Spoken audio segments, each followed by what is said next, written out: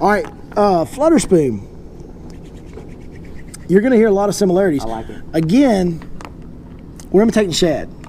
Everything we do when these bass start spinning is imitating shad, because the reason the bass are suspended is because the shad are suspended.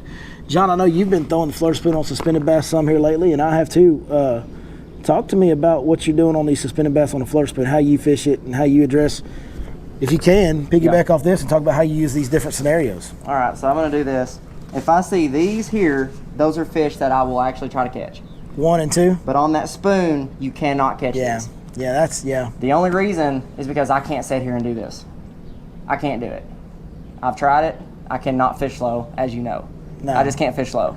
He's so like to me, ADHD. Yeah, and also this is something else that you're gonna like. We got JB and he's ADHD. Something like that. Yeah, that's it. Something like that. But yeah, I'm throwing I forget the brand of it. It's like an off-brand I found on either eBay or whatever. And it's like a 5 and like a 1/4 inch spoon, but it's really light. Okay. Like it weighs like a 1/2 ounce. Falls real slow? It falls like super slow. Great. I'm throwing it like, I started this yesterday. I'm fishing tops of humps that are like 30 foot of water, and the fish are setting in about 16. And this is something that you're gonna like. They're not wanting to hit this bait super hard, so I went to a lot lighter rod. I'm throwing the same rod now as you. Sure. Because I'm not gonna lie. It lands them. Yesterday, I lost about 20 fish from throwing that big 8-foot pole on that little spoon. I'm not going to sit here and say that I didn't. By the way, I did. It's not that I'm right. It's Joe Spates, the guy that invented the spoon. Exactly. He's the one that's right, because he's the one that taught me that. So I mean, it's just like the main deal with it, because I'll be honest, yesterday was a grind. I'm catching them. So really how slow is this 5-inch spoon that this lighter spoon falling? How slow? It falls so slow. I went up and tested it at the ramp yesterday morning just to see. At the boat ramp, it fell like a foot per second. Like it's falling slow. Well, it's probably more. It's probably like a foot per 2 seconds, probably. Because a normal spoon's going to fall about a foot and a half per second. The thing with this spoon, like I can't remember the name of it because I bought them off Amazon or eBay. They were and spoons are tricky. Spoons are tricky because when you throw them shallow, the first few it'll fall quick and then it goes, and it slows down the fall. Yeah. Like if you're like 20 foot of water, it's going to take about 20 seconds. Yeah. About the heavier it gets on top, the slower it falls. Right. Exactly. So if you're in 20 foot of water, it's going to take about 18 to 20 seconds for that, even the 7-inch spoon to fall, because when it starts fluttering, it slows down the fall. Yeah. And the only problem with this whole technique is I lost my last one today because I bought like 5 to try them, and I lost my last one, so I got to go online tonight and order some more. You got that big money, dog. You go get you some more. But yeah, the main thing with this spoon, like I said, I can't remember the name of it, but it falls like right when it hits the water. Most spoons fall down like this. This spoon literally sets up on its side and does this. It's real slow. Super, super subtle. And so that's, again, similar to the fluke. Like that sucks for the first 10 feet, 15 feet. Exactly. But boy, once you get it down there, you can just go, and it just stays right in their face. But that's the thing with then. it is these fish are setting way up off the bottom. You cannot rip it too hard. But what I started doing yesterday is because what I noticed is I did it first 30 minutes, caught 1 or 2. What I'm doing is I'm throwing it as far as I can. And what I'm doing with my reel handle is I'm just hitting it as hard as I can. And I'm letting it fall with the line tight. So it's just doing this whole way down. Well, that's a different deal too, because I can tell you on the heavier, the normal spoons, like the Big Joe spoon that I use, if you let it fall on a tight line, it'll quit fluttering. It'll just kind of go and fall. It's kind of, what it does is that spoon will literally turn on its side and just fall straight down. Yep, that's exactly what happens. Yep.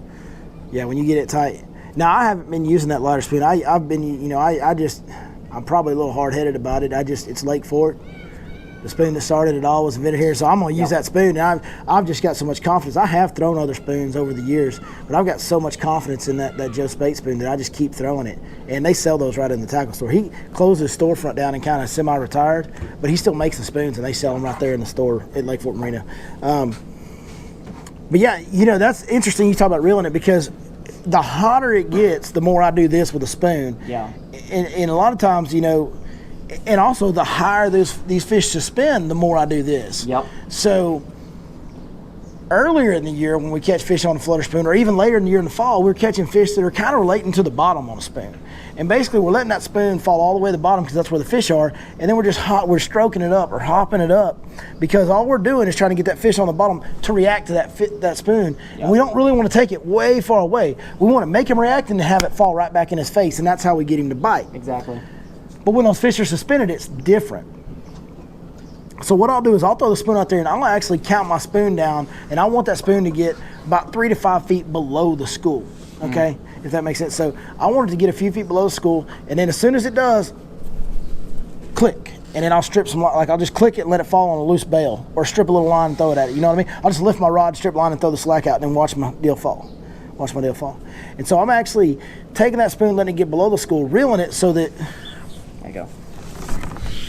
Similar to the swim bait, right? We let it get below the school, and then we go shoom, and then we let it fall, and shoom. And we're just keeping that bait around it. And me reeling it is a better way for me to really keep that bait moving through that school in some kind of fashion. And this is the only time of year when they really, for me, that I'll get a bite sometimes on a spoon when it's not falling. Yeah. All your bites on a flutter spoon traditionally come when it's falling. But this time of year, as their metabolism gets higher and they start really, suspending the feed on these shad and chase these shad down. That's when that spoon shoots up. When I swim it through there, sometimes it'll just load up. Yeah. And that's a great way to catch them on a spoon, because when they do that, you immediately pull because you don't have time to set the hook, and it keeps you from jerking too hard, and it kind of sets up to where it makes you catch them real good if you've got that limber rod. If you're doing that technique, you got that big rod, you can pull it away from them on that deal. That's like yesterday when I changed to that one pole. I was doing it like with these fish, it's setting like way off the sides. Yeah. I would throw it out. The number 2s here? The 2s. I would literally let it sink down, and the reel on this rod is a 6/8 to 1. What I'm doing is I'm just reeling it real slow. Yeah, you got a whole different deal going with that lighter spoon. That's a whole different deal. Because that spoon just does this. Super You've slow, essentially all the way back up. You've essentially blended the flutter spoon and the weightless fluke technique. Exactly. Essentially is what you've done. Because I lost a couple fish yesterday because that bite is like super light. So like you're just reeling that spoon. You're going to need to double your next order on these spoons. I'm going to have to. Because I'll give you my half, but you're going to have to double your order. Because it worked. And I lost some because that rod's so big and they're hitting it so soft. I would set the hook, it would peg him for about 5 seconds, and then he'd be gone. Mm-hmm. And in my head, I'm thinking, I got a 7-11 medium in there. I don't want to do it. I finally did it. First cast, hooked one. Yeah. Let him do his deal, came right to the boat, and I'm thinking, I should have did this a long time ago. I'll tell you what else. Did anybody watch the video that came out Monday that we put out? Did you see? I had one fish towards the end of that video. I had one. I didn't even see the fish. I just saw a gizzard shad about the length of my hand go out, skipping out of the water. Thonk. It went thonk, thonk. It went thonk, thonk. Thonk, thonk. That's right. Thonk, thonk. Hashtag thonk. Drop it in the comments. Hashtag thonk. But I saw that shad go skipping out of the water. Well, that's 100%. People always ask me all the time, have y'all ever heard that tail slap? Y'all be back here in the creek or something, you'll hear that slapping sound on the surface. But, oh, man, one just hit over there. I'm like, dude, that's just a shad being a shad. Yep. Like, when they come up and do that tail slap, there's nothing chasing them. They're just a shad happy to be a shad. But when they go thonk. And you don't always hear it when they come porpoising out of the water, but when they porpoise out of the water, there is 100% a big bass on his tail. Because little bass ain't eating shad the length of my hand. 100% there's a big bass right there trying to eat something. Yeah. And so if you can get something that looks like that shad, which a bigger flutter spoon looks exactly like a big shad when it's falling, he's gonna eat it. And so what happened was I saw the shad come out, and I picked up that big spoon and threw it out there, and I just let it fall a few seconds and then pulled it up. And basically I did what I normally do on the bottom, but I never let it get down. I just let it fall like 3 seconds and then pull. Yeah. 3 seconds and then pull. And on one of those pulls, as I pulled it up, I'd thrown that slack back at it, and it was falling on slack, doing its thing, and the whole slack goes pow, like the line just snapped and jumped, and I just reeled into him. I never even checked to see if he was there. I just started reeling. So I'll tell y'all that story to make a point. If you're feeding slack back to your spoon and it's falling and your line jumps, do not see if he's there. You don't need to do any of that. When that line jumps, you immediately engage your reel, point your rod, and start reeling as fast as you can. When it starts getting heavy, you just pull and keep reeling even faster. That's all you gotta do. And then you got them. If you've got that medium action, you've got them. They're done. You don't even have to pull anymore. Just keep a little bit in that rod and let him swim till he's tired, and he'll just lay over for you. Now, if you catch them up by the surface, they're probably going to jump, and it's going to make your heart go on a spoon, you know, because they can throw it. But that medium rod helps when they jump too, having all that shock absorption. Do not set the hook with them on that spoon. I don't care if you're using a light rod or not. I had a guy with me the other day, and we setting way out on the main lake. And every so often, you see a shad go donk, and one came up right by the boat. You like saying that, don't you? I love saying donk. And one came up right by the boat, and that thing was dying. He was trying to come up and jump around, and one came up on him and just rolled. And my guy said, "That's a big old carp." And then I heard that little donk, and I turned around, and I was like, "That's a freaking bass, dude." Dude takes that spoon, spins around, throws in their first cast. His line goes bam. That line was loose. He sets it. Set the hook and that line snapped. That's probably like an 8 or 9 pound fish. That was up there constantly just on that shad. Yeah. And I told him, we went through the whole spiel. I literally showed him how to work it. I said, do not set the hook. This is a light pole. They've got it.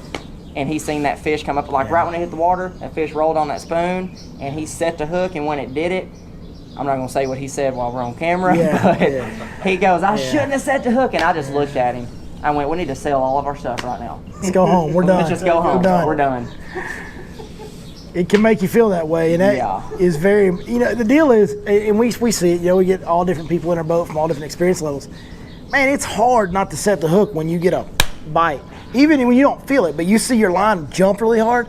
All right, guys, it's hard not to set the hook. Dude, there's times where I'll go to set and I'm like, no, don't do it. Yeah, it's really something you've got to train yourself to be disciplined enough, and it's hard to reel and pull.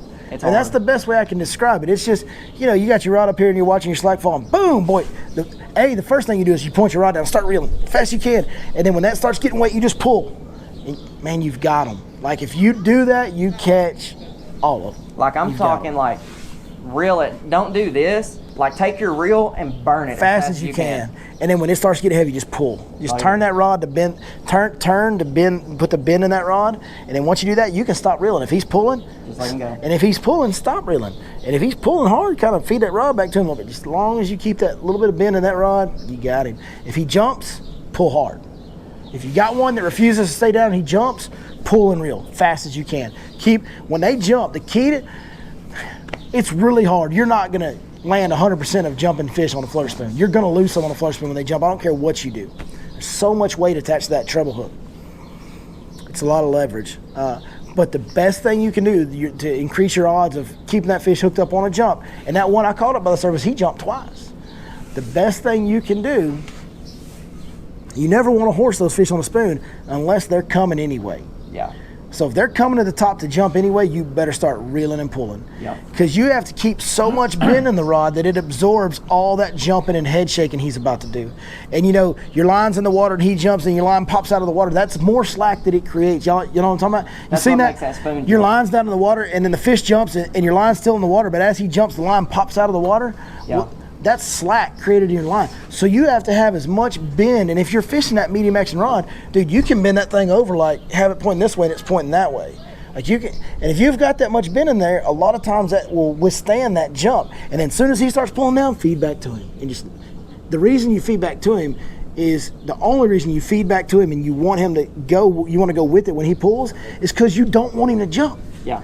In most bass, especially if you don't hook them close to the surface, if you hook a bass in 15, 20 foot of water and you don't pull too hard, he won't come up. There's no way that they come up and jump in deep water because we do this and this.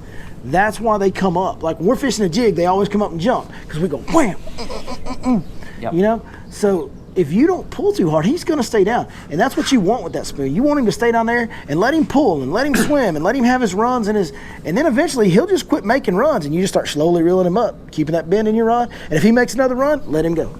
Right? Go with him. Strip some drag for him if you need to. Whatever you got to do, let him go.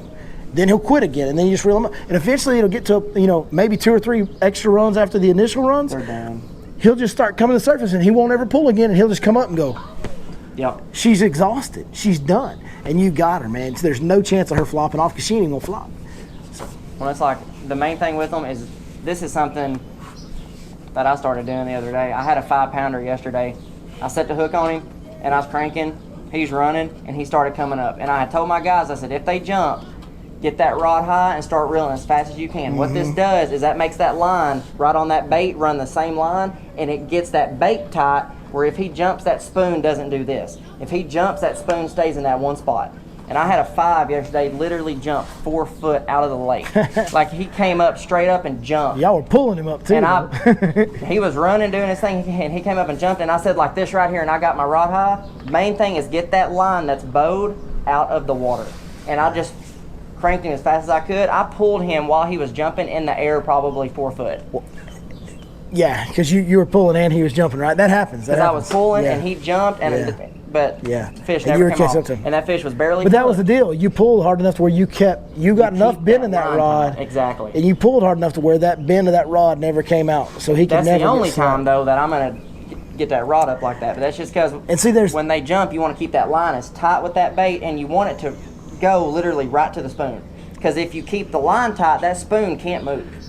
Like it. And basically, what it does is it goes from this to it might do this. Yeah. And if it does that, they're done. Yeah.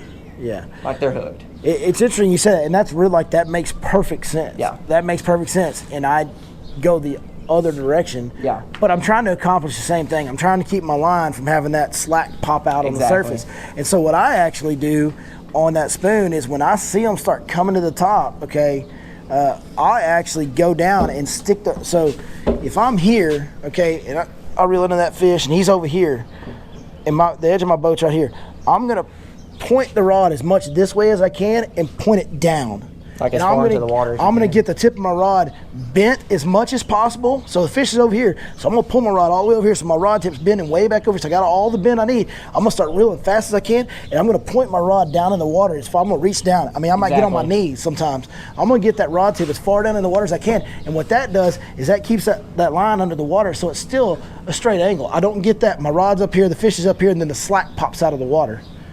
It still prevents it. It's just the opposite way of doing it. I'm going this way so that my line stays on a straight angle like this.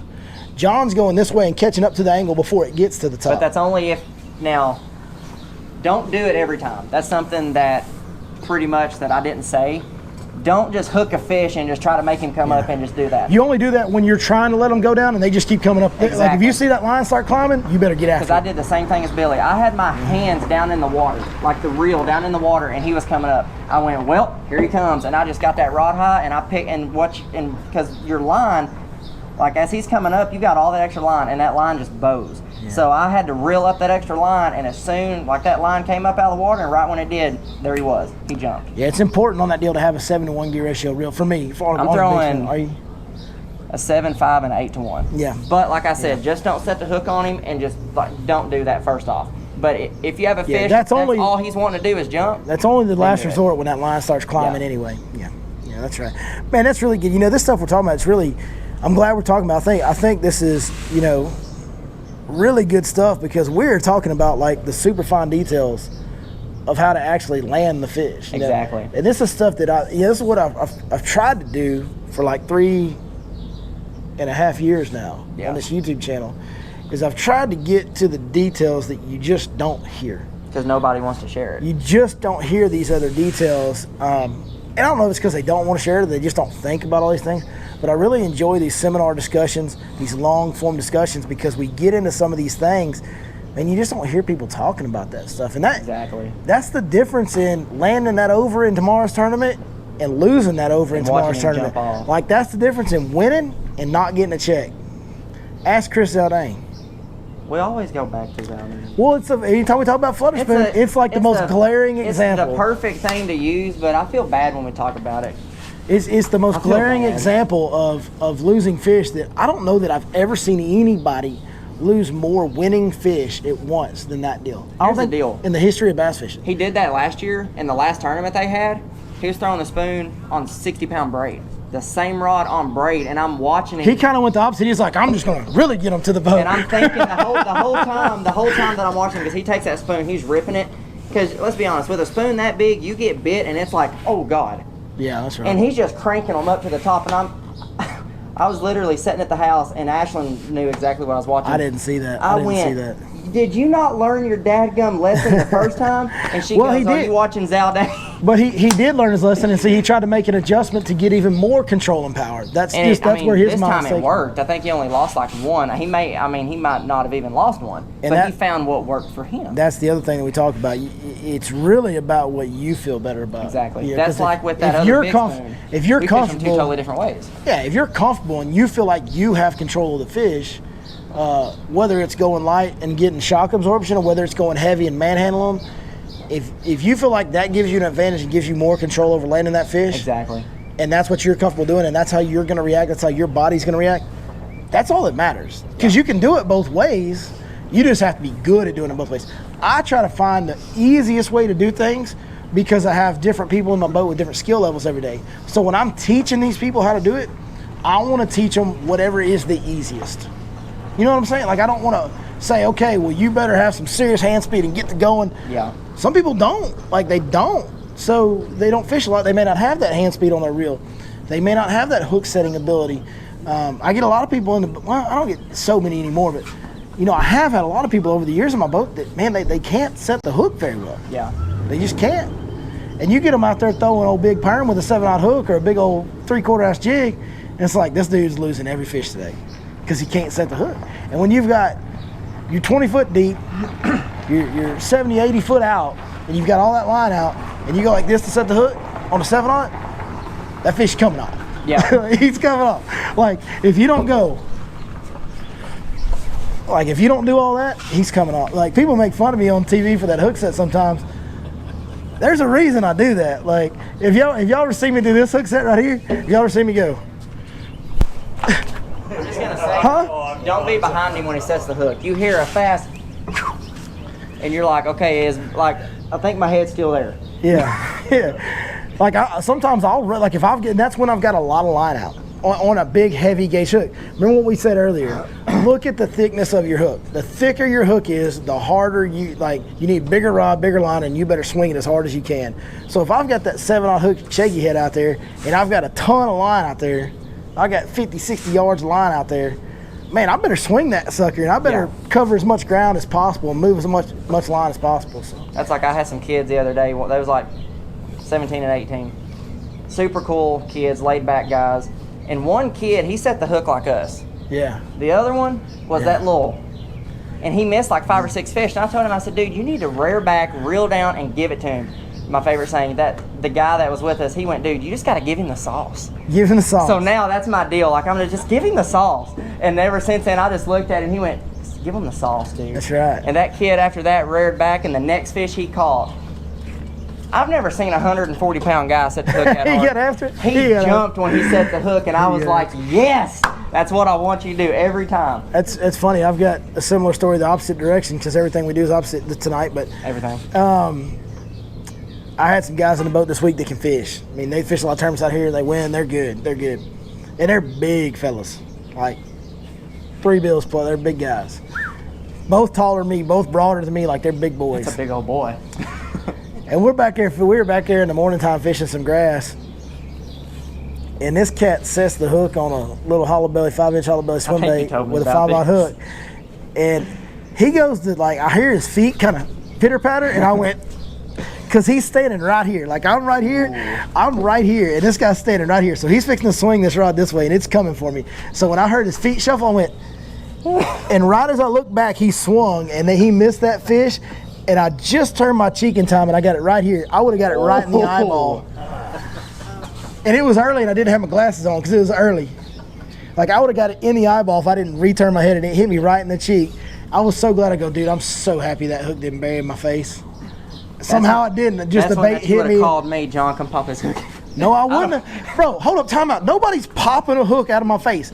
Listen, if we get a hook, 5 seconds. If we get a hook anywhere in me, we'll snap it out with braid. If it gets in my face, we're going to the hospital, Jack. I look forward to the day I get to pop a hook out of Like, we're cutting everything off. We're cutting everything off. We're leaving a little bit of hook dangling, and we're going to the hospital, bud. Yeah. Like, that's what's happening. Nobody's snapping braid for a hook out of my face. This is funny that you said that. It's my money maker, dog. You got it when you got this in your face when the guy said. That's why I'm broke, though.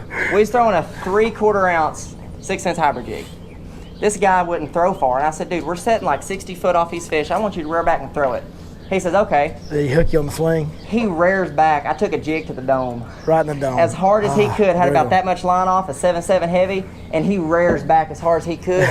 He'd been throwing like this all morning, and I seen him rear back, and I couldn't go nowhere. He's a big guy, probably like 300. Yeah. I just tensed up, and you heard it.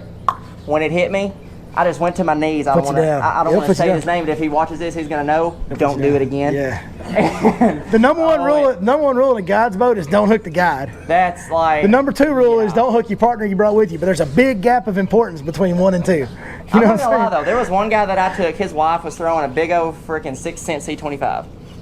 I went to help her throw it. My mistake. Wasn't watching. You hooked him. The bill of the bait clocked him in the head. Ooh. It wasn't a hard throw. I just kind of reared back in the wind, kind of tossed it. He kind of fell down a little bit. I was like, dude, I was sitting there. That's bad, Jay. He said, dude, I didn't get the hook. I'm good. He said, I didn't get the hook. But yeah, that dude I've been hit in the head and face several times, and I've never gotten a hook in that, knock on wood, somehow. I've been lucky. But boy, that's a scary. Yeah, everybody here know Eric, right? Everybody know Eric, right? Yeah. Young guy. Yeah, super good guy, great guy. Just a good guy, just all around. Me and him were fishing together. I mean, it's been years ago. It's probably been 6, 7, 8 years ago now. Me and him were fishing together in the wintertime, and he's throwing a chatterbait on like 30-pound braid. And he goes to rear back on one and smokes me right behind the ear.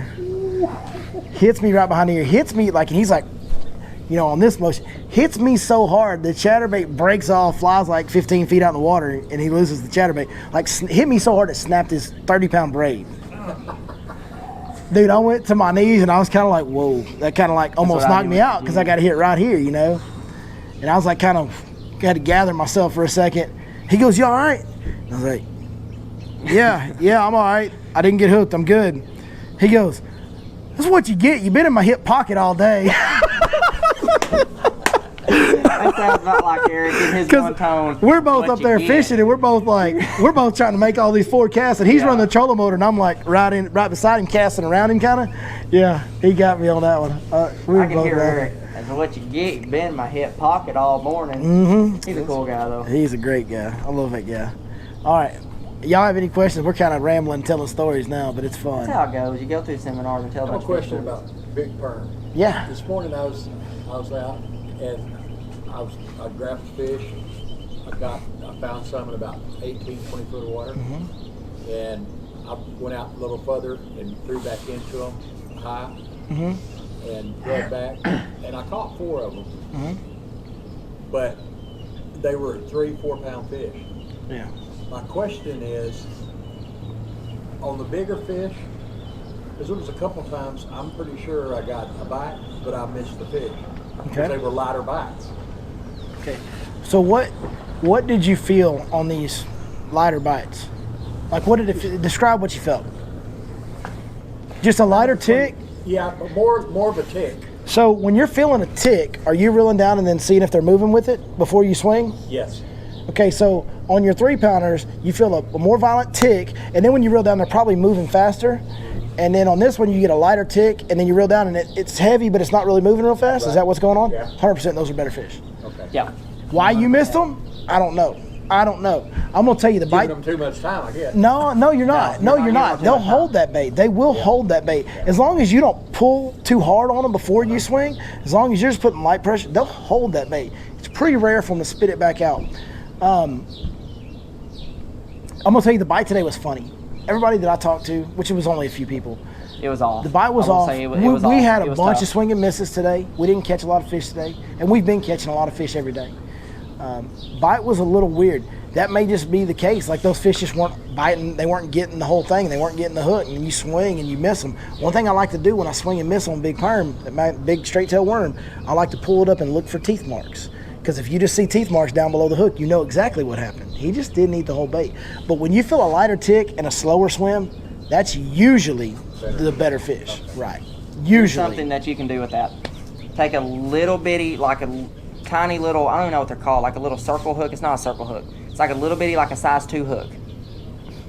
Tie you a little bit of line. This sucker's about to tell you put a trailer hook on big perm. On the head of it. This works. Take line, tie it. Do it the same length. Hook that hook right in the tail of the worm. because I had a day like this about a week and a half ago. I got to the point where I was... Where do you come up with this stuff? YouTube. He's watching too much YouTube. Yeah. He ain't watching my channel. Honestly, this is something that I haven't seen. I had a day like this about 2 weeks ago and about a week and a half ago. The bite was so light that I was literally, it would go tick and it'd just be just a little bit of weight. I was literally letting them take line. Like it'd go tick, I'd go, all right, click, and I'd wait.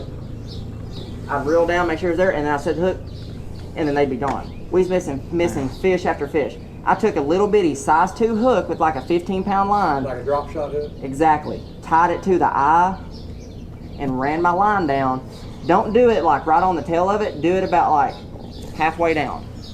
When you feel that tick, now the line's lighter, so you can't just rear back on them, but just reel up and just kind of just do that to them. I'm doing that now, and it's worked. That's something that you probably never thought of. You know what else you can do? Remember, I like to keep things simple.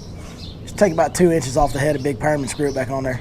Here's another thing. To argue his argument, reason that I started doing that is because I took that off. They were still biting the tail. Still missing it? Yeah. And I said, heck with this. That's pretty inventive, dude. I got to give you some credit on that. I'd have never thought to do that. That's pretty inventive. That's pretty creative. I sat there, and the guys that was with me, they said, you're thinking about something. I said, I'm trying to figure out how we can catch these daggum fish. You know, and it hit me. I said, okay, a spinner bait, you do that with a spinner bait. So I'm thinking, a trailer hook on a worm. How can I make this work? I got in my hook box, I went to digging. Had 2 of them hooks. I went, man, don't you worry about on that big setup that you got for the 7-aught hook, then having such overpowered equipment for that smaller hook? I don't worry about it. Don't worry about it. What I do is literally, it's the same thing like with that spoon. Just let them run with it. It's not a deal like we always fish with that perm, like set the hook and just crank her in. Yeah, you gotta take time. Set the hook and just let her go. Because I did have a client. That's really creative. Like, dude, I'm giving you full credit. That's super creative. Yeah, I mean, it's like I'm not trying to say, that that's only me. I'm sure there's somebody else that's done it, but I've watched YouTube videos. I've looked it up, and I've never seen it. That's pretty creative. I just got tired of freaking missing fish. And that's really good. And it worked for you, and that's awesome. Yeah. I mean, where my mind would have worked is, okay, let's take some of that worm off, cut 2 inches off the worm, screw it back on there. And then where my mind would have gone from there, if I still missed them short, was, okay, all right, let's change it up. Let's go to that wobble head with a little short creature bait. So now they can't. Did you catch anything? I caught 2, but they were smaller fish. Yeah, and sometimes, they won't bite a different bait. Like sometimes they won't bite just anything. Sometimes they'll only bite that straight tail worm. And if that's the case, you got to make them bite that straight tail worm and land them. Yeah, that's where John's deal comes in and works. A lot of times, though, if you can get them, if you can throw a more compact bait down there, or you could even take that stroker crawl and put it on the shaky head and see if you can bite. Put it on that oversized big shaky head. It'll fit on there. And then you got the same setup in a real short bait that they can't really short strike. If anytime I'm getting short struck, the first thing that occurs in my head is I got to shorten my bait. You know what I mean? Like that's the first thought that's my first resort.